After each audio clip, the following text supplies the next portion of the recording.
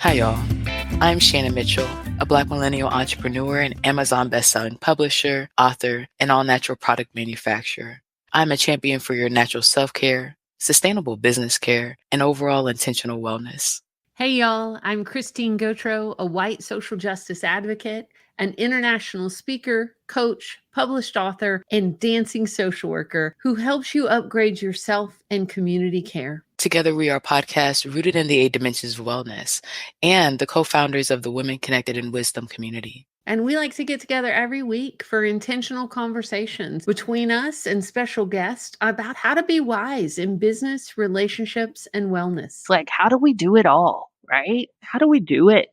So important. I'm so excited to have this conversation about social wellness today in the middle of the election. I'm laughing at these ads, at the conversations, and, something that we pay attention to when we watch movies and stuff, Pharaoh and I, is the way that movies treat authority, right? And women don't usually get a lot of lines, right? It's usually foolishness.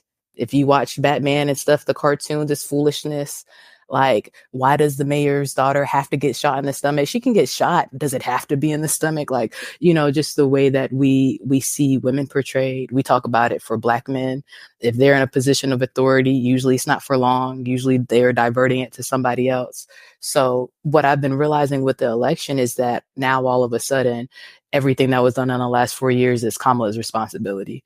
I've never seen so much credit given to a vice president before until this is a conversation. Right. Yeah. And also I'm noticing the demand of what she should be doing, like with this latest natural disaster with, our hearts and our everything go out to our friends in North Carolina. We broadcast live to y'all usually from Atlanta, Georgia. So North Carolina is our neighbor and our friend. And, if you've listened to the podcast long, you've heard me mention Asheville. We have some of our women connected in wisdom. We have Melody LeBaron and Cynthia Phelps, and we have a lot of folks we love in that area that are currently impacted. And I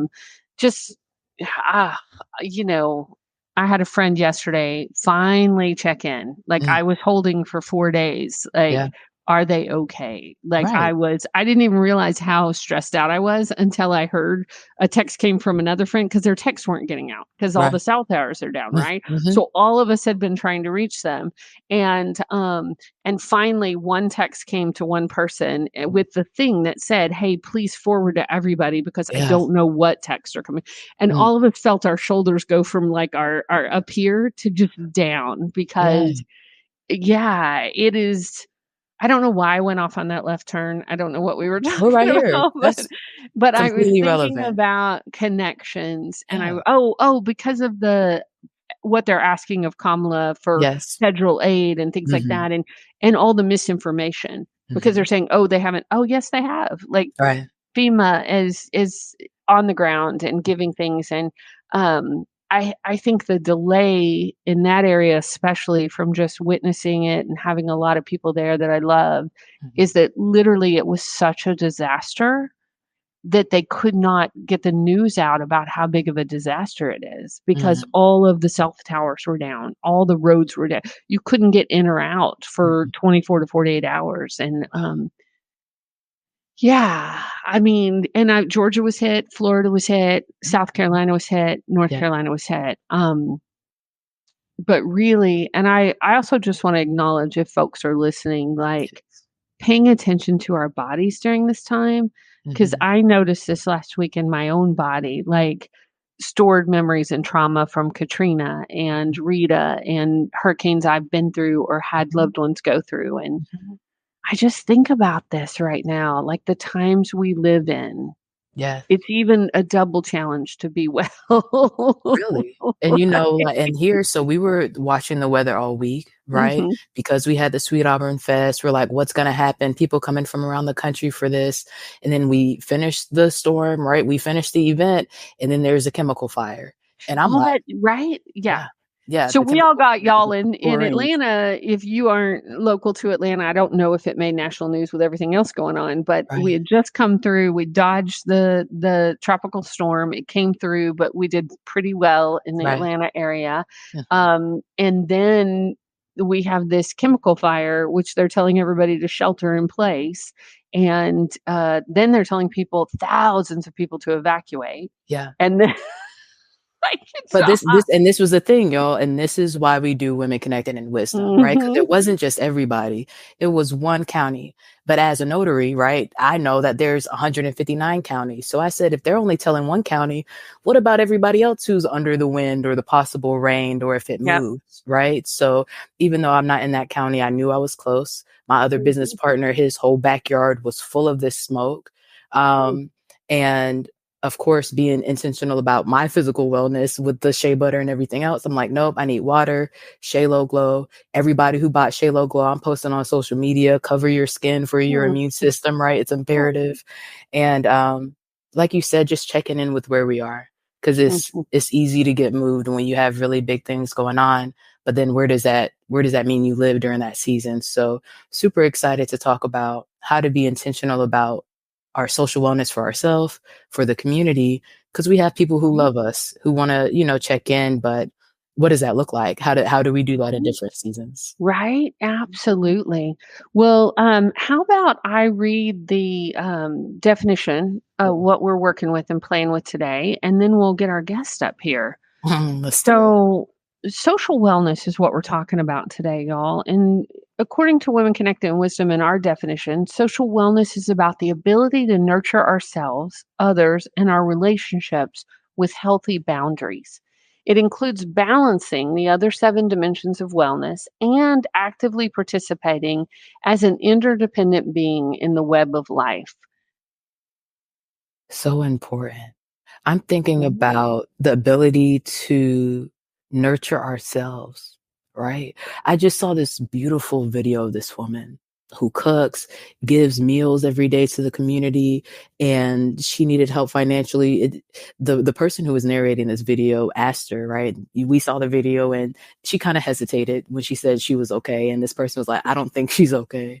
And the city ended up buying her a car right now. Mm, Beautiful, beautiful contribution from the city. Now, I, as somebody who's paid for a brand new car, it took me 7 years to pay off this car, y'all. You know what I mean? mm, So when we look at the investment that she gave and the time that she's been doing it, maybe that did maybe even wash it even for how much money that she's been giving for these plates, right?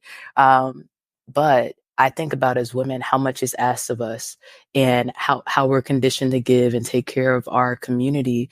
And for me, my hope for us around the world, and we'll talk about it with our guests, is for us to be able to also take care of ourselves and be philanthropic and take care of those around us. I think about the illustration of giving away my bricks. It's not healthy to give away the bricks to my house to help somebody else build, and then I look and I'm not taken care of. What do you think about that, or what comes up for you with this definition this week? yeah, what comes up for me is in times of crisis. Mhm. I know I do get moved sometimes. Like like I can't tell you how many hours I spent this week scouring socials and sites trying to find my friend. Yeah, And of course. the power of connection, the power of and I mean, I think what it comes out to me is that balancing. We always put Mm. it in quotes, Yeah, right? you Because do. we like to quote Stacey Abrams, and Mhm. when she says in her book, it's not a work-life balance, it's a work-life Jenga, Yes, right? yes. And so I think about that Jenga, and I Mhm. think about sometimes I have to pull hard on this one, and sometimes I don't, right? I was thinking about that because I had a dear friend pop into the office here, and she's like, "You didn't call me back." And I was like, "When?" Right. And she's like, "No." And I said, "Oh, Oh, really? Yeah. know that you can always give me a gentle nudge, to say, 'Hey,' or even better, tell Yeah. me what you want in your text, Mhm. because if I'm in the middle of an emergency or I'm running and doing something, and I'm thinking, oh, we're just calling to chat, that may get reprioritized versus you tell me I have a deadline or this is happening. Right. Can we go a little bit more into that, and then we can bring our guest up, because we talk a lot about that with Women Connected in Wisdom, social wellness. Coach Cole talks about friendships. And so we've talked about what do you do in friendships or relationships when you're in a crisis or this person is in a crisis, and how to give grace, have realistic expectations, but also be mindful of their capacity and where they are. So when you say check in, you can always give me a gentle nudge. What does that look like? Right. Well, literally for me, for my friends, it's send me an emoji. Like if I missed if my last text was to you that I was going to call you and you haven't heard from me, send me a heart emoji. Because then what that's going to do is it's going to pop your text to the top of my text. And I was having this conversation the other day because we're all different, right? We all run at different speeds. And one of my friends is one of our Women Connected Wisdom is actually traveling with me this week. And she said, Christine, you run at a different speed and it's intimidating. She goes, like, people don't, unless they run with you, she said, they don't. I've watched you, like the amount of emails you get, the amount of text you get, and so sometimes it's just a matter of where were you in that 50 texts that, right? Really? So give me that gentle, give me that, hey, because I never want to drop folks. But the other thing, and folks that have been listening for a while know, like this season has been a tough season for me. And so the other thing that I was telling my friend, I was telling Shrinka, she's one of our Women Connected Wisdom. She was on season 1.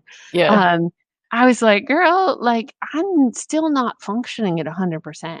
Like I think I am, but then grief like has a weird time space continuum for me. So like if you're not in my calendar, forget about it. And it doesn't mean I don't love you. It doesn't mean, but my brain's just not working that way right now. It's starting to come back online about 4 months out, that's the other whole thing interesting to watch with all this is we all have different grief meters, but where do we really fully come back? And that's what I was going to say. We like to operate off of clear definitions. What is 100%? Sometimes you're in grief. That is your new 100. You're not going back. You're not that person anymore. So the old 100 and the new 100 look different. And that's what I'm super excited to talk about with our guest and how she works with different clients. And today, y'all, we're talking about every woman is worthy, the social empowerment of women. And it does look different, like you were saying, Christine, for people in different seasons, for different women in general, so just knowing what works for your community and having those really clear conversations is what's made it easy for me. Well, and what works for you at that moment, like checking in with yourself. I can't remember if it was our coffee and chat or our guests we're about to bring up that we were talking about vulnerability, right?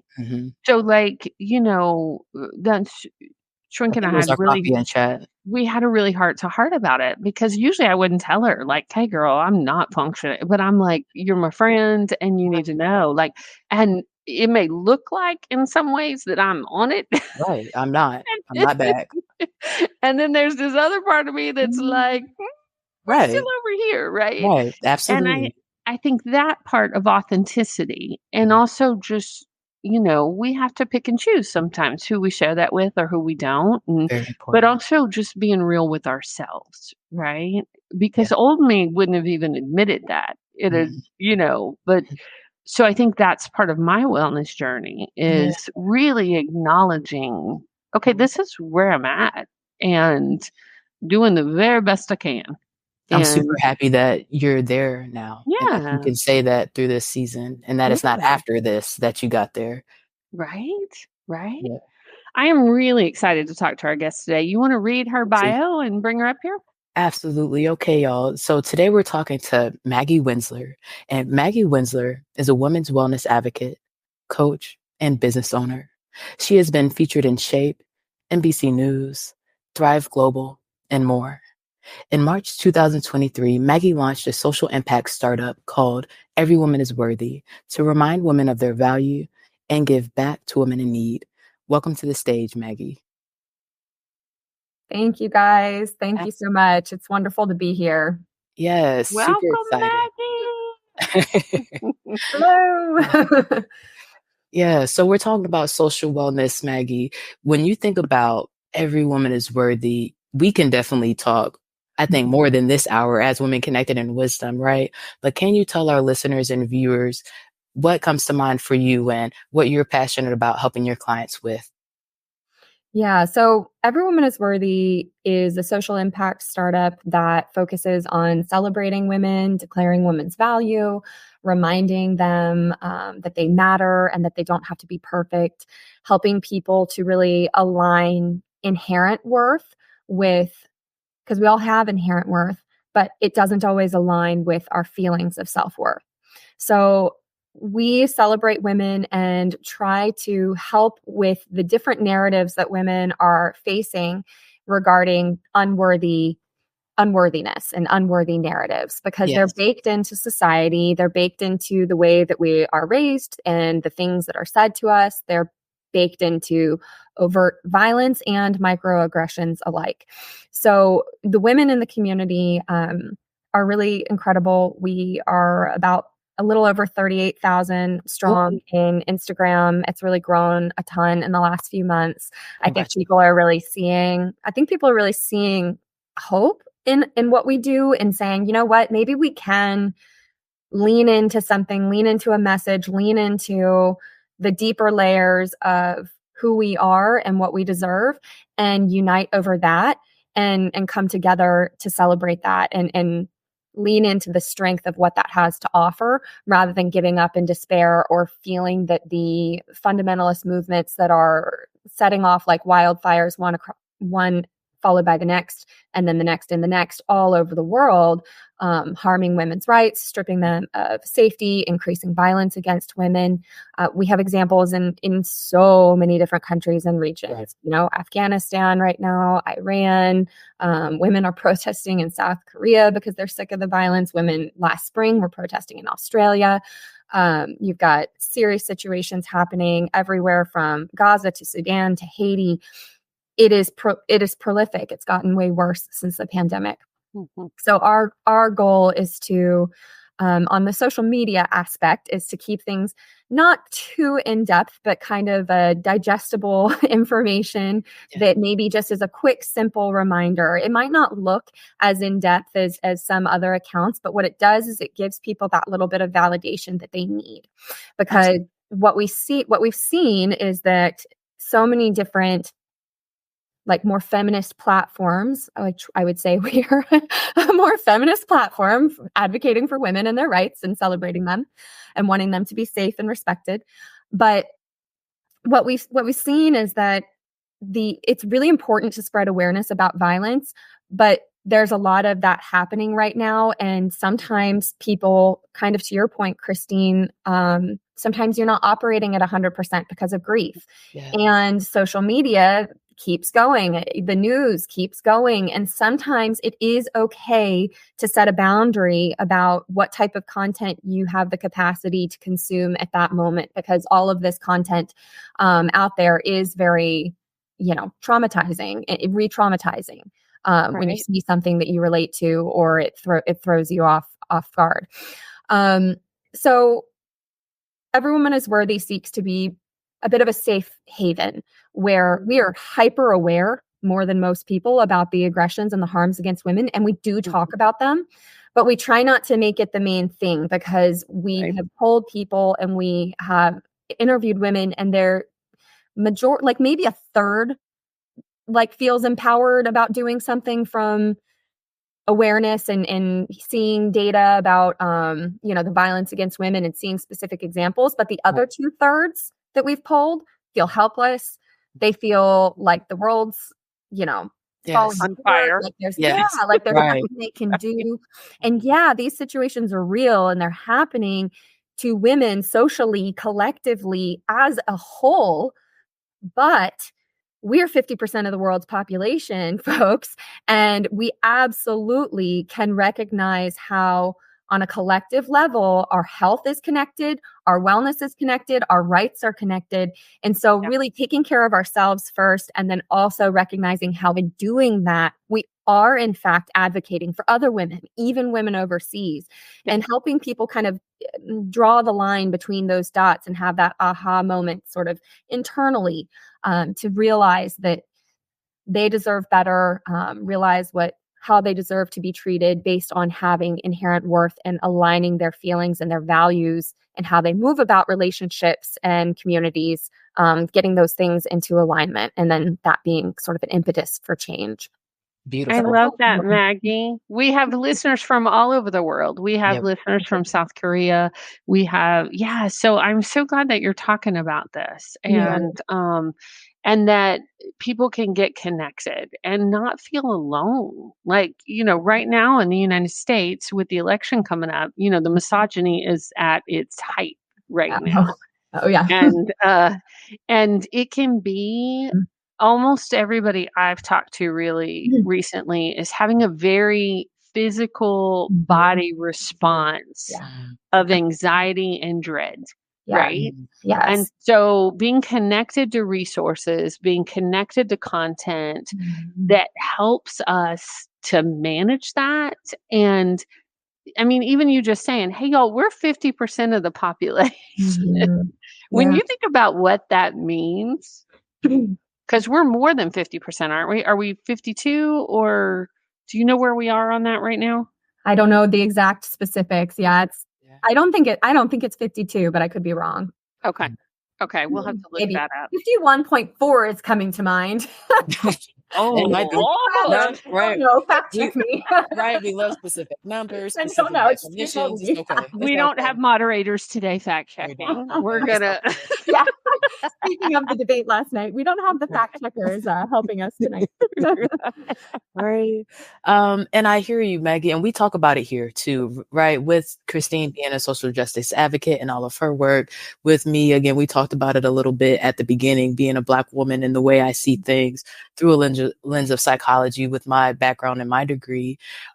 It's important, right, to hold the spectrum and to know where we are in reality and know that all these things are going on. And again, if we're mindful of our diet, just like physical wellness, but talking about on the emotional and the spiritual wellness, what do I have the capacity to intake? And if your platform is for hope and to remind women of their worthiness, then you are right on track for your business plan talking about that, right? Yeah. And I would love to talk more about that. You said something that sparked an idea for me, inherent worth. Can you talk more about what you've seen with your clients and why you felt like it was so important to remind women of their worth, no matter where they're from? Yeah. So my background before I started Every Woman is Worthy, I did work with a lot of startups over the last 10 years. So I have been in the startup space for a while, but they've all been fitness and wellness oriented startups. And before that, I was working with coaching. I was doing coaching and working with people for fitness and wellness and runners and a lot of different fitness goals. And what I have seen through the years is that people I worked with a very international clientele and people from all over the world in Washington, D.C., where I was doing the coaching for a number of years.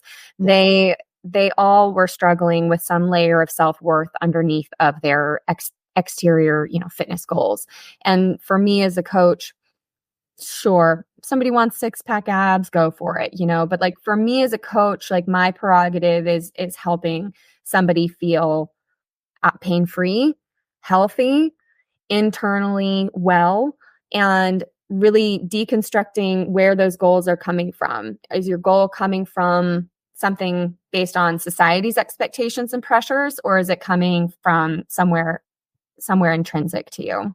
Right. And really reminding people that they don't have to put so much pressure on themselves and that they're whole and don't have to be a perfectionist to achieve something, to become more whole. It's great if you achieve those goals.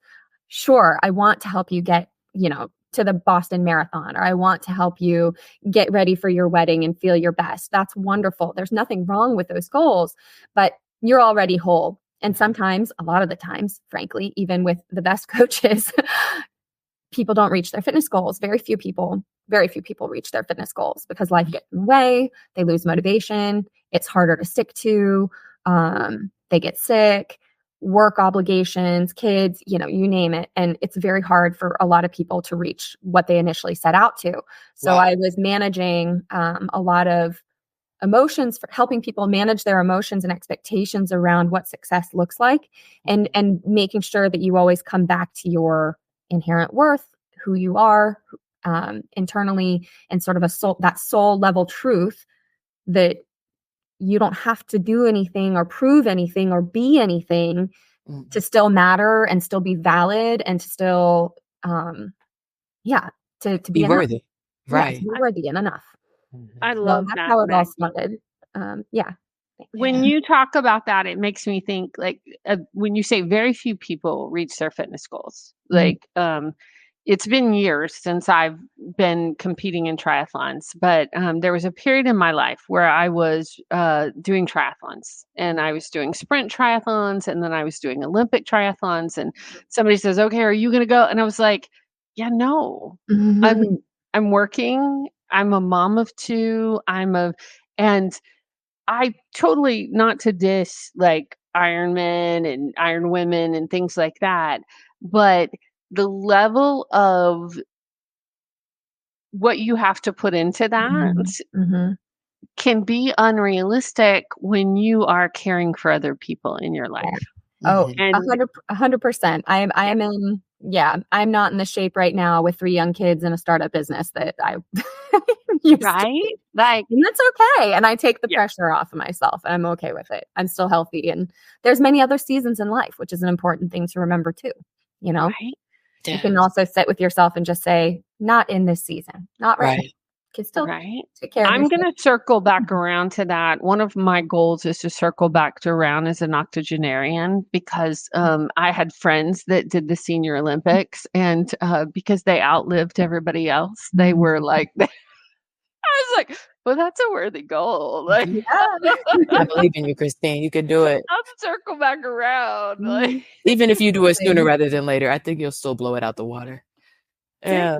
And that's actually something that we talk about in the community quite often, is we talk about ageism and the fact that people have these preconceived notions that our bodies are not going to be as well, when we're older, and that we can't participate in certain things. And that doesn't have to be, we can just drop the negative expectations or the limiting belief systems around age. We don't have to give into that. I think that holds a lot of people back. And it's really lovely to see through social media, especially a lot of older women who are in their 50s and 60s and beyond, like really showcasing what health and joy and movement and participation and exercise can look like for older women. And I love that. I love including that type of content, because that's an example of a limiting belief system that gets imposed on entire cohorts, entire generations. And we, in Every Woman is Worthy, are constantly looking for simple, digestible ways to deconstruct from those limiting belief systems that hold women back, because feeling the pressure of that and having to conform to whatever the limiting belief system is impacts women in incredibly diverse ways, but very challenging ways. I love that. Maggie, we got to connect you with our friend and one of my co-authors, Sheila K. Collins, because she's in her 80s and she can outdance all 3 of us on the screen. and probably outwork us too. I hang around with really amazing older women, and so I haven't, I know the sky is the limit on that, especially when you keep moving and dancing. But so true. I want to ask you, Maggie, like when you work with your clients or in your community, when somebody's struggling with worth, and we know that happens because, I mean, shoot, media, like the world, family members, like all kinds of that content can come into us that can make us challenge ourselves. When somebody is struggling with worth, where is like the first place you would recommend they start, or a resource for them? to say, what can I do about this? Yeah, that's a great question.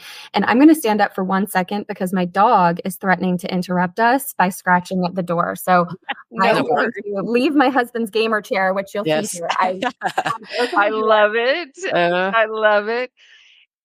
And so relatable. Yeah, it's like, of course, get the husband to take care of all 3 kids. They're out. The food's in the oven, but then the dog right. That is real life. Very relatable. High maintenance little animal down here. So hey y'all, this is a great place to take a break, take a deep breath, and hear from our awesome sponsors that make Women Connected in Wisdom podcast possible. Shannon, we are so grateful that Shayla Glow is the sponsor of the Women Connected in Wisdom podcast. And I wanted to take this moment to ask you, when you think about the people who use Shayla Glow, who are we talking about? That's a good question. I think about 3 groups, really.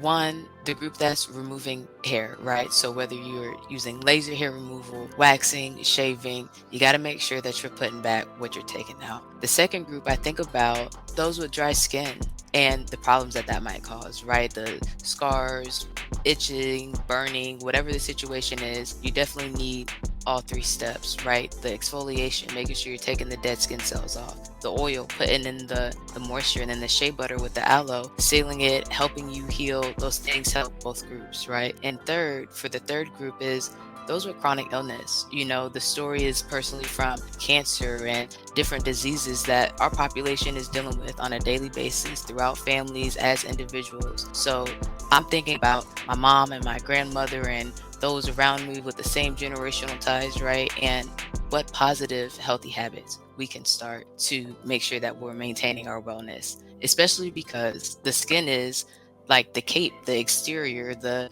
shield for your immune system. So with COVID, we have to be intentional about covering ourselves. And those are the groups I think about. I love it. And you know what else I love about your product? It's all natural, handmade, and it smells great, y'all. So yay. Tested. Yes, esthetician tested and approved. Yes. What about you? When you think about your company, what groups of people do you think about? Well, you know, I work with individual coaching clients. I work in community classes and with corporate teams. And with all of them, I use a strength-based, embodied approach to help folks connect with themselves and access joy, reduce burnout, and build resilience. You know, especially during these times, I think we need it. I think we need all the #, partnership power we can get. Yes. So resources for where women should look for worth, or to align with their worth. There's so many. And I think so much of it would depend on asking yourself some questions first before deciding which resources are most relevant. So I would start with sitting down and really getting real with yourself and journaling and asking yourself some challenging questions and being honest, saying, where are my unworthy narratives coming from? And I bet any woman could sit down and write down at least 3, right? Right. And then taking it into layers deeper than that. Once you identify those, your kind of high level, what are your unworthy narratives? Next level, why are those your unworthy narratives? Where is that pressure coming from? Is it internal? Is it external? Is it because of the way you were raised? Is it because of just sort of the general social pressure to look a certain way or achieve a certain level of wealth or job title or buy a house and have babies by whatever X age society determines makes you the most worthy, you know? It's a thing. Mm-hmm. Yeah, all of those things, right? So, and maybe it's more intense than that. Maybe it's something like domestic abuse really stripped you of feeling like you were worthy. Right. That is a control tactic in domestic abuse that isn't physical, right? And physical as well, but the psychological, emotional abuse tears down a woman's self-worth. That's what it does. It isolates her and it makes her feel like her validation depends on the approval of her abuser. and that she is not enough unless he says that she is enough. So there's so many places that digesting your unworthy narratives could go in terms of where are those limiting belief systems, oppression, aspects of being marginalized, where are those coming from? Which, by the way, like, we have a shop that has products with uplifting messages on it, and we give back currently 100% of the proceeds from the shop to initiatives for marginalized and oppressed women, because the marginalized and oppressed women are the ones not only being overtly devalued, but feeling the deepest effects of being devalued. I mean, look no farther than our Instagram page, where when we flip the narrative on an archetype of a woman or woman's experience, and we flip it and declare her worth. Oh my gosh. There are a few just in the last couple of months where we will have thousands of comments, and it's very stereotypical, very polarized stuff politically in America. But, we were talking once about women's rights being important to upholding LGBTQ plus rights. When we see women's rights in countries fall, like those rights, the LGBTQ plus community rights have no chance. Yeah. The safety is very correlated and connected. So we talked about that. And of course, you can expect what happened the backlash that happened there. The one that really shocked me recently was about declaring that women who don't have children have worth. Right. That big narrative. Yeah. People went crazy saying that it's selfish. And if a woman doesn't have children, she's not upholding, the society's needs, biologically. And it was just nuts. And so we were talking early on before I hopped on about these ways that we get triggered, and the temperature, the political and social temperature that's happening right now, and how much do we have or not have the capacity to deal with it. And I just think it was so telling of how polarizing things are. And also, I was very triggered by that. I have 3 kids, but I've also lost 2. And so this whole concept that just about women and fertility and childbearing being where their worth is, I was so angry. And I've done a lot of work myself through my own grieving process to be okay with certain types of triggering content. So it really surprised me. Because I am a mother, but it wasn't about that. It was my connection to other women. It's knowing friends of mine who don't have kids. They haven't met somebody that they have decided to settle down with, and maybe they never will. One woman who lost her fertility at a very, very young age because she went through a very early menopause. She was adopted. She didn't know her mother's, reproductive history, and it really took her by surprise. I have an aunt who never married or had children. I had an uncle with Down syndrome who never had children, right? Like, I think there are plenty of worthy people out there in the world who don't have children who are helping stand up society. And so any woman without children for whatever reason, choice, childless by choice, childless, not by choice, any of that, I hope you know that you matter deeply. Right. Absolutely. And we're all connected, and one woman who's a mother versus another who isn't, there's no hierarchy here. And that's what Every Woman is Worthy believes. There's no hierarchy of worthiness. We are all on the same team, folks. Same team. Right. Well, and the step parent discussion that's happening in our country right now, that is just nuts too. What's the discussion? Because they were saying that Kamala Harris, our current nominee for president, is not a mother. She's a stepmother. And I'm going to say one thing on that, and then I'm going to flip back because I want to say something. But, I find it very interesting that we're even having this conversation, because to me, it's a completely misogynistic, hypocritical conversation, because no other president in the United States has birthed a child. Come on. So why are we even having this conversation? it just, to me, like, but I also want to put a note on, I was watching a movie. No, it was a TV series recently called Dark Winds. And it's about Native Americans in our country and the history of forced sterilization on certain populations in our country. So that's what gets me, like, Maggie, when we start to have this conversation and we're like, I'm like, excuse me? Like, there is so many layers to the conversation. And when we talk about healthcare and access to healthcare, and a dear friend of mine who lost her ability to have children because she couldn't access healthcare in a timely manner, and what's currently happening with our reproductive rights and what that means for women. Like, it's so multi-layered. And yes, that we're on the same team.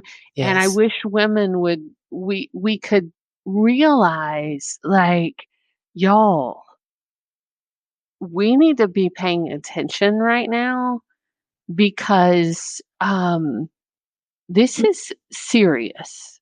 It's about just so many things right now. It is, yeah. I don't want to be an alarmist, but, you know, we were talking, I think last week or the week before, Shannon and I were talking on the podcast about, you know, I think it was in Iran 20 years ago, that women, like, what it looked like 20 years ago in their country versus what it looks like now. And Afghanistan, the same thing. Like, we have to be paying attention and voting. And people don't think that can happen to us. And as somebody right here with a strong, like, fingers on the pulse of what's happening internationally with women's rights, the reality of the connected world socially, the reality of the connected world, if we're talking about social wellness, is that it has given the fundamentalists more communication and more enclosed communities and more ways to mobilize. However, they might be the first to act, but they are not bigger in number. And that's what people need to keep in mind socially, is that we, as the collective, the silent majority, have so much power, and it's about using it. There's some research out there that shows what percentage of people would it take in a region to affect change and to really, like, start a movement. Like, what percentage would that be? And it's so much smaller. It's so much smaller than people realize. It's 3%. 3%. That's all. And so, okay, if the fundamentalists can do it with 3%, and maybe they have, you know, a little bit more bandwidth than that in their numbers at large that are somehow loosely connected, well, then what can the 90% plus do in the world? You know, get involved and start coming together. And that's, you know, again, like what we're trying to do at Every Woman is Worthy is pull people together in a universal message that's relevant to every country. Every woman is worthy of support. Every woman is worthy of respect. Every woman is worthy of safety. Every woman is worthy of compassionate, non-stigmatizing healthcare. Like, all of these things, it's about, you know, inherent worth and how that extends out and connects to human rights. And yeah, if you want to look into the future of what America could be, look to places in the Middle East. Those countries are much older than us. They are not younger and backwards and less evolved. They have been around much longer. We are a young country, and we absolutely have to make sure that we are advocating for the people who need it and protecting our freedom. I was talking to Sheila this week, Dr. Sheila K. Collins, that we referenced earlier, and she's in Pennsylvania. She's in a swing state, and she has been out knocking on doors. I mean, you know, she's 85, and she's going to do whatever it takes to protect women. And so what she said, though, we had to dance and do a dance on behalf of, and really calm her nervous system down, because she said she couldn't tell you how many women that couldn't say who they were voting for because it was dangerous for them to say that right now in 2024. And that just breaks my heart. And, you know, reminding women that our vote is private, and that we need to research, we need to pay attention. And then when we go in that voting booth, we have the right to vote for who we want to vote for. And nobody has to know who that is. So, and one quick thing, because I think that this is really relevant to white women and to discussions around white feminism, which is different than white feminists. White feminists can, have the right intentions versus white feminism being about the white experience and about protecting one's own power and rights, and thinking from the individual standpoint instead of from the collective standpoint. And it has been shown that white women are more likely, and I didn't think I was going to get into politics, but here we go. White women are more likely to vote conservative, right? And fine, vote however you want. But right now, we know specifically that women's rights are on the line. Absolutely. And what's interesting about the whole white feminism concept is that white women traditionally think that the patriarchy, subconsciously think that the patriarchy and the patriarchal powers are protecting them, when in fact they're not. They're not. It is a false bubble of safety. It is a false bubble of safety. And white women are the ones who buy into that because they have, traditionally more power than people of other races in America specifically. So I agree with you on that. Absolutely. It's a false sense of security. And it's a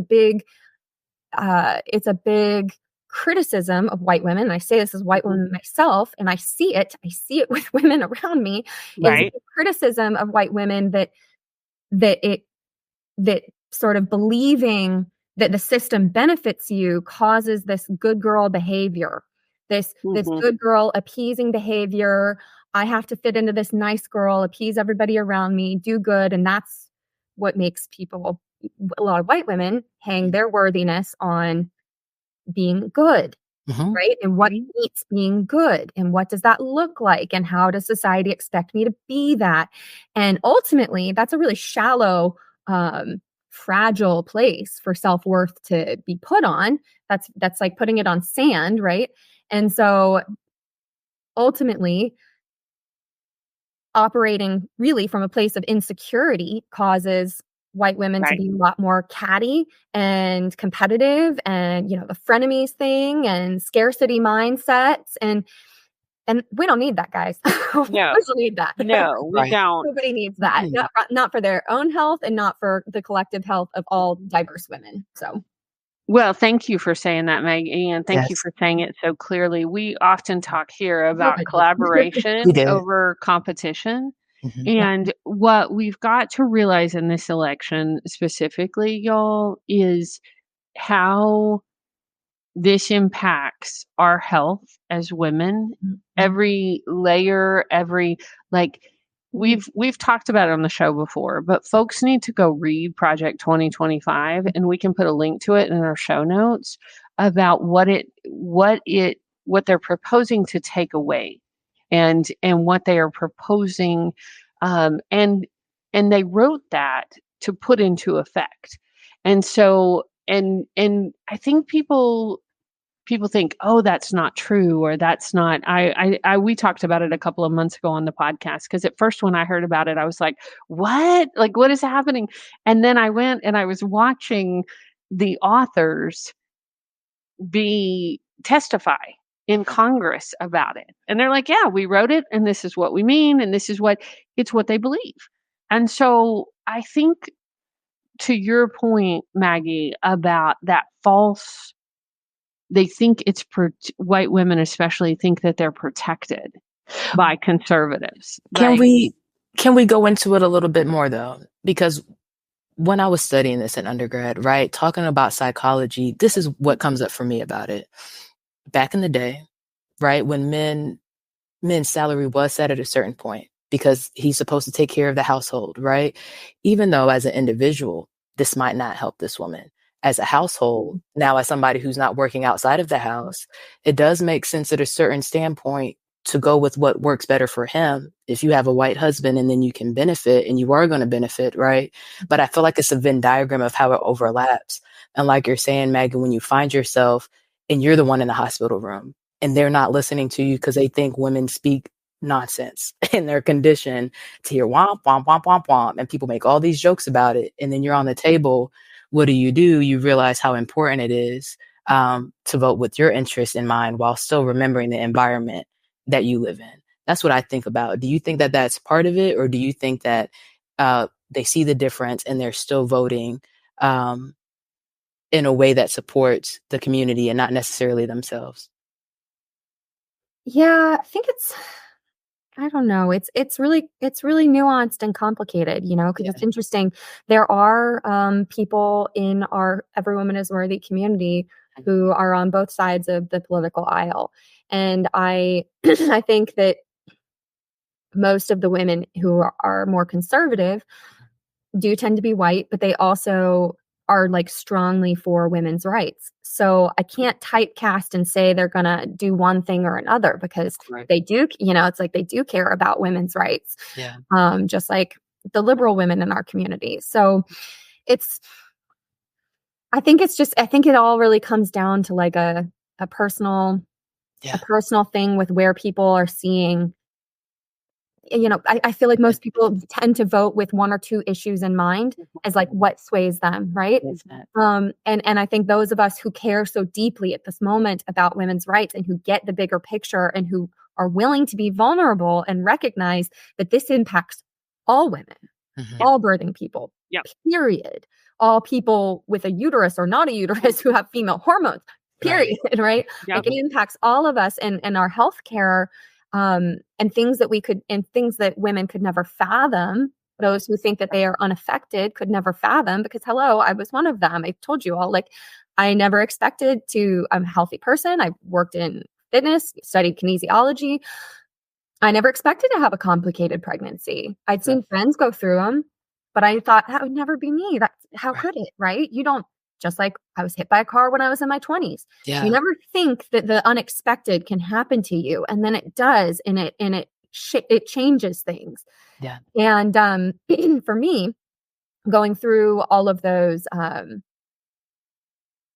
so it was actually this time 4 years ago that I was receiving all sorts of updates on tests and results and early scans and everything. And every week that you're waiting to see what's going on with your wanted, loved baby, and understanding, are they going to make it? What's happening with their health, and feeling things happening in your own body, which I had a strange instinct from day one, really. Okay. From day one, I felt like my body was doing something really unusual, and I was very uneasy and breathless, and like I had said before, I knew something was wrong, and this isn't a criticism of my child, but I told my husband, I was like, I feel like I'm possessed by an alien. Like my body is doing something. And this was before I knew anything. I was like, my body is just doing something. I can't breathe. I can't take a deep breath. Even blood draws, like my blood wasn't like flowing well. There was an artery that kept blocking the baby's heartbeat anytime they tried to feel the heartbeat or listen to it. And I had this uneasy feeling, and everybody just kept chalking it up to the fact that it was in the pandemic. The world was crazy at the time. And anyways, but it ended up that my gut instinct was right. And I had a second trimester loss and went in for a DNE to remove the pregnancy, and had a very rare experience, trigger warning, rare experience where my uterus and uterine artery ruptured. And if that happened now in some states, especially if they take certain drugs off of the medical carts for emergencies, like I might not be alive. The risk, the maternal mortality rates for that were like 30 to 40% for the type of rupture that I had. And if I hadn't been in a hospital, I would be dead, and I would have been dead in less than 10 minutes. Wow. No, I mean, it was major artery. And I think personally, that strange sense that I had was my body trying to fight for the pregnancy through something unnatural that was happening. So I actually don't blame the surgeons or anybody. I just have a deep knowing of it was always going to happen that way. So I had an emergency C-section and had a fallopian tube removed, and they found the artery and cauterized it and stitched me back up. And so it was very physically traumatizing, but obviously. But what I learned through that recovery and what I learned through going through a complicated pregnancy, and also then requesting to have my last fallopian tube removed in the C-section, the planned C-section, because I was so high risk that like it was dangerous to go into labor. And so I had planned to have my last fallopian tube removed. And because of the hospital my doctor was at, I had to get an ethics committee to approve it. And they were not going to approve me having my last fallopian tube removed while I was already open on the operating table to prevent being able to get pregnant in the future. They weren't going to approve it because it was best for me and my mental well-being, and it was best for my physical safety, and best based on the statistics of another complicated pregnancy potentially happening, and not wanting to put a child at risk. None of that mattered. None of that mattered at all. None of it mattered, and it won't matter if women's rights aren't restored. Like, reasons like that will not matter. The only reason that they removed it was because I had a family history. One family member, a great grandmother who I never met, had ovarian cancer and died of ovarian cancer. And ovarian cancer often starts in the fallopian tubes, and that's part of why it's so aggressive. And that was like new information to me that it starts in the fallopian tubes. So yes, that's the only reason they were willing to do it. And that really, like, I remember when I learned about Project 2025 a long time ago, before people were talking about it. I was tuning into all of these conversations and knocking down doors and saying, I wrote a book. We need to have these conversations. Christians need to be willing to have these conversations. Like, I'm a Christian, and like, that's how I was raised. And I was like, we have to have these compassionate conversations around women's reproductive health. Everybody turned me down. Everybody turned me down and said, this seems important, but nobody's going to listen. No publisher is going to be willing to talk about this. And I was like, I was livid. I was so angry. And then I was getting rejected right before everything happened, where there was kind of sort of the whispers of Roe v. Wade potentially getting overthrown. And I was on top of that really early on and listening to all of that. And I just had this sense of doom. I was like, it's going to get overthrown. And I was right before it did. And I was in agony, and I'm a spiritual person. I was praying. Spiritual wellness is really important to me. And I was praying, and like one of those like angry prayers, where you like throw it into the universe and you're like, nobody seems like they're listening. I feel like some people are listening now, but at that time I was like, nobody's listening. And it's so important, and it's going to impact everyone, even the people that don't realize it. Right. Yes. Beside myself. And I felt so alone in that. And I like threw that prayer into the universe, and in my anger, and I was in my bathroom, and a calm swept over me. I was like, what's the answer? Like, what is it that can get people to have it like make sense to them? What is the message I could say that would ever get somebody to understand why this matters? And that was when Every Woman Has a Right. Oh, Maggie. Thank you for sharing. Maggie. That's the first time I publicly shared about that. Yeah. That was the moment where in my bathroom, in my anger and agony and distress over seeing what was about to happen and the world not reacting. And Every Woman Has a Right came over me, and I felt from day one like it was a calling. And from day one, every time that I have been at my wit's end, like, I need these resources to be able to get to this next thing. Yes. It's like the people I'm not going out. Things are coming to me because I don't know. I don't understand. It's just, I feel like it's just meant to be. And the fact that in a year and a half, with very, very little resources strapping together, bootstrapping and a small, passionate team in the early startup phase, trying not to take on investors yet, in that phase, the fact that we've reached 10 million people is exciting. Maggie. If we can say it and say it on repeat, and get people in different countries to say it on repeat, and get the men hearing it on repeat, that phrase alone to me it affects all the others. It's like an amplifier. We put it on to something relating to women's lived experiences, and it's an amplifier. And that's what it's here to do. It's here to help raise the volume for all the things, all the causes that women are already out there doing, and help give them a more clear runway, hopefully, for success. Oh, I love that, Maggie. So I know you have a hard stop in just like about a minute. Yeah, so like six minutes, a timer is going to go off for some food. Will you tell folks how to connect with you, how to connect with Every Woman is Worthy? How do they find you? Yeah, so you can visit our website, everywomanisworthy.com. That's where we have our shop and some more information about our mission and where those proceeds are going. We have more information about the 3 organizations that we donated to with our first year's proceeds. And those organizations all were around the theme of reproductive dignity and safety. One here in Virginia, one nationally, helping with period poverty. The one here in Virginia, Birth in Color, helps Black women and women of color with doula access for safe pregnancies, birthing experiences, and postpartum. And they do a lot of like reproductive justice and advocacy, and they're incredible. And I really hope to see them go national. And then we helped with some services in Gaza for women who were unable to get to hospitals for delivering their babies safely in Gaza. So everywomanisworthy.com is the first resource, and you can learn lots there. We also have our main social media presence is Every Woman is Worthy on Instagram.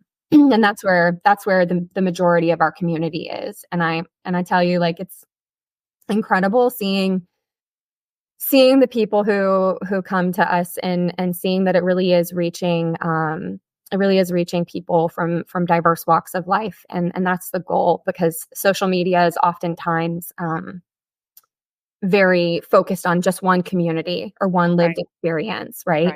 And we're kind of challenging things here by saying we need to get into a culture and a rhythm of clapping for each other and listening to each other's experiences. So, like, to be honest, like the Latinx and the Asian American content that we put on there, not a ton of engagement yet, but it's like, but we're not just here for the metrics. We're here for change, right? So we're here for the women. We're here to keep making sure that they're represented and that they have a place in our content, right? Like, and it's about nurturing that in every snapshot that we do, like top to bottom of our feed. It's like we pause every once in a while and ask ourselves, like, who are we missing? And that's a big important question that we ask all the time. Like, who is not represented in this that we accidentally missed? Have we, mentioned enough people with disabilities? Like, that's a big goal to like continue to integrate. And have we talked about women who are neurodivergent? Have we talked about different races and ethnicities? Have we included diverse body sizes? Have we made sure to give a nod to women who are over the age of 50, who get unseen on social media?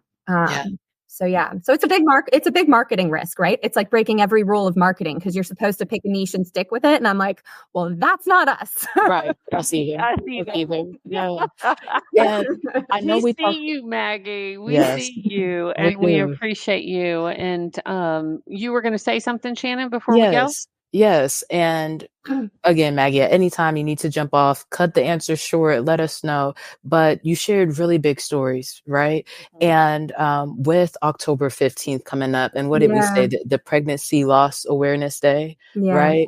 You said you were grieving through it, right? And that you had tools that you used. I would love if you give our listeners something that helped you through this process with their 2 children that you don't have the opportunity to hold every day, right? And then the advocacy. I think this is something really important when we talk about self-worth and what to do in these medical situations. How do you handle situations like that? Yeah. So with regards to what helped me, honestly, I think getting down to my lowest in grief and feeling a sense of shame because it was a complicated pregnancy. I didn't know what to do. And I never thought that I would sit in those shoes. And everyone around me was very compassionate and said, there's no right answer. There's no wrong answer. But just going through that as any person is a hard thing, regardless of the outcome. Just having to think through big logistics and big decisions and complications and loss is very difficult. So I think for me, I really got to my lowest, and it was a matter of reminding, it sounds so trite, but like it really was a matter of like piecing together my self-worth again and reminding myself all the time, every day, about who I truly am when I was trying to look for resources and support around the topic of TFMR and women who had faced those types of decisions, like also like late losses, stillbirths. Like I didn't have a stillbirth, but like just putting a lot of information out there and trying to be vulnerable with people of diverse experiences and connecting on it on a really vulnerable level. That helped me a lot, but also, setting a boundary around when I was looking for compassionate spaces and being met with the opposite and feeling more unworthiness, right? Reminding myself again and again, like, these are people who don't know me. These are people who can't understand it. And like, I know my heart. I know my intentions. I knew the different directions I was being pulled in before my loss. And that's my truth to sit with between myself and my husband and God. And nobody can take my experience away from me. And ironically, I felt very held in grace and love by, you can call it God, creation, the universe. It was a very deeply spiritual time for me. And most people would say that would be a time, if I was thinking about ending the pregnancy for medical reasons, like that would be a time that should be the opposite, and it wasn't. I had so many revelations through that, and a near-death experience when I bled out, and I came out of it with, yes, loss and grief and trauma, but also deep, deep, deep peace about how connected we are to each other. So I would encourage anybody who's going through a loss to remember that connection, to remember that if you are grieving somebody who is lost, and a baby in particular in this conversation, yes, if you're grieving that loss, to remember them in a way that feels honoring and safe to you, and form some sort of ritual. Maybe it's on October 15th with the light, the wave of light, and lighting a candle. Or maybe for me, it's every October I visit the graveyard where my son is buried, and I just talk with him, and I pray, and I journal. So I have letters every year that I'm writing to him. And that gives me a lot of peace. But a lot of women go through different rituals, lots of different rituals that you can do. So finding a ritual that brings your experience and your loss honor, I think that's really important. Absolutely. Yeah. Did I add an extra? I said 2. It's been one that you had this experience with. So I had an early miscarriage. So I've been through 5 pregnancies and had an early miscarriage at a family reunion, go figure. And then I had the late loss, loss following a complicated pregnancy. Maggie, so sorry for your loss. And thank you for being willing to share your pain and how you've turned it into purpose. Like, it is powerful to witness your story. And you creating Every Woman is Worthy out of this is really, thank you. Thank you so much. Absolutely. Yeah.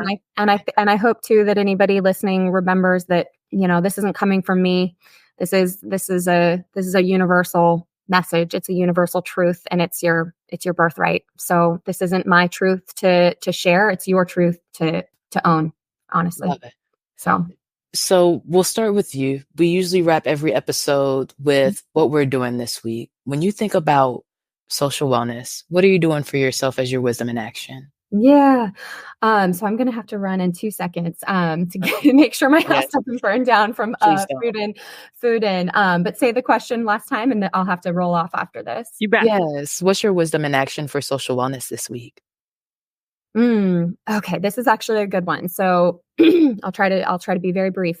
I have been working on boundaries with friendships because I'm a big giver, and I've been talking to my therapist, who I got back with recently, and because I was just noticing some challenges internally around friendships, and it's not something people talk about. To how do you navigate female friendships that change as seasons change, and who do you hold on tight to, and who do you accept, letting go of? And people go through things. So you don't want to just axe somebody out of your life who's a near and dear friend, because they could be going through a hard season and it's just tough to get in touch with them. Yes. So I liked that instead of thinking about it as like a circle of who's in your circle or out of your circle, and it's just one or the other, this black and white thing. Mm-hmm. I loved the way we started talking about it and framing it as more of like a pyramid, right? Like you've got your top, the people who are your near and dear with, a few people at the very top, and your acquaintances and people at the bottom, and how in life people are going to come and change levels in your pyramid, and that's okay. And I think that gives space to like let relationships be a little different in different seasons of life, and leaving space to have them return and be more in depth again. As I say this often, I'm like, I let go with love, because I keep over giving. So I'm not going to set a hard boundary, right? Because like boundary setting is an important part of honoring your self-worth. I'm not going to set a hard boundary and say, I'm never going to talk to you again, but I'm going to let go with love. You're still going to be in my pyramid. And I hope that, we reestablish a deeper connection in the future. And I love that. Let go with love. Yeah. And it protects honestly, that protects my mental wellness too, because I think if I were to say, oh, they're just out of my life, for me personally, unless it was like a really toxic, abusive situation, for me personally, I think that would create some bitterness and like coldness. Yeah. And that's not something I want to carry either. Love it. I hope that helps somebody, because I think it does. Friendship is important, and we just don't talk about how to navigate it very often. So, Maggie, we're going to have you back to have a further conversation. It was delightful. We know you've got to run. Don't burn down your house. We appreciate your wisdom. We will put your links on our show notes so people can connect with you. And we're just so grateful for your work in the world. Thank you. Thank you. Thank you. And, thank you, ladies. Of course. Yeah, we appreciate you. Yes. So important. So good. Well, what's your wisdom in action this week? Oh, let me see. I love how she said, hashtag let go with love. Let's see. We're talking about social wellness. I think I like where was I? What did I just see? The hashtag take the pressure off. What she was talking about, pressure off. Y'all know I take notes if you're listening. So what she was talking about, the shift of seasons, my support system, as everybody's, right? My support system shifted during COVID, and I thought people would shift back, but everybody's still stretched, right? And so I've had the opportunity to take pressure off of those around me. Like, no, you have absolutely been showing up based on your capacity. 2 kids make sense. This makes sense. COVID makes sense. All these things make sense. And then we talk about sustainability of business, with us doing all of this, and even starting at Manifestation Monday, how many years ago? 7, 8 at this point, right. I started with 0 businesses. I was the one that didn't have a business at the table, So now to be ending the year on 4 businesses, take the pressure off of what you thought a perfect business would look like and the reality that you would be there with all of this being your first time, And I've been having fun just communicating. We talked about human design earlier, and one of the things for manifestors is informing, right? So you guys, my community has been great with staying in communication and trying to step together as best as possible and taking the pressure off of each other because of our capacity right now. What about for you?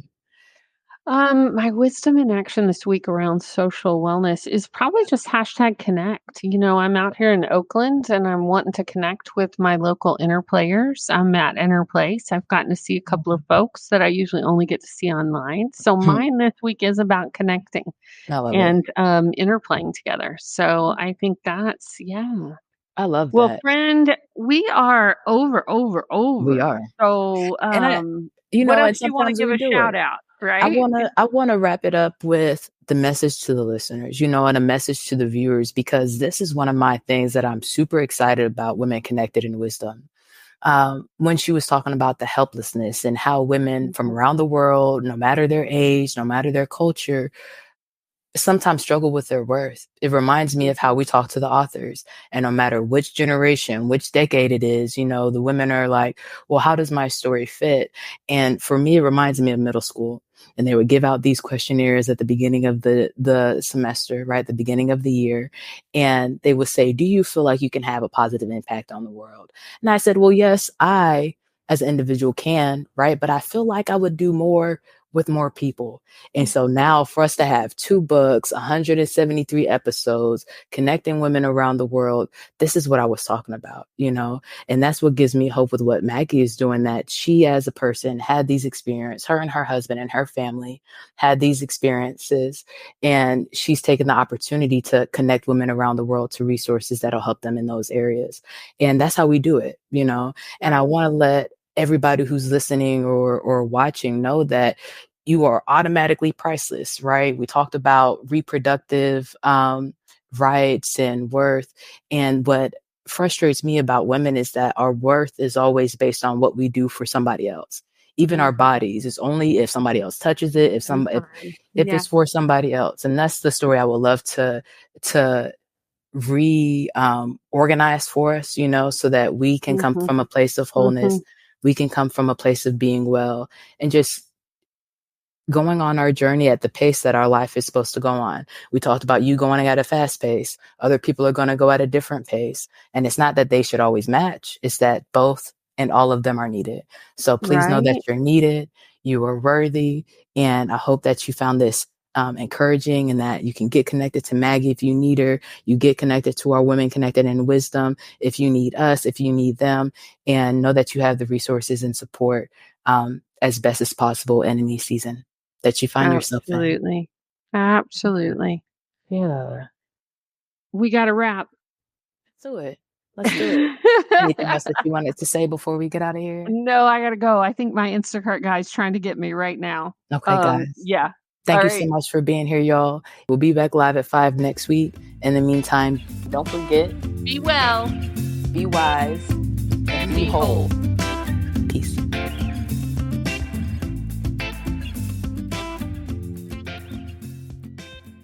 Thanks for listening. This has been the Women Connected in Wisdom podcast. On air live on Wednesdays at 5 p.m. Eastern via Facebook and YouTube. Be sure to like, share, and subscribe. Be part of the conversation and get connected at womenconnectedinwisdom.com.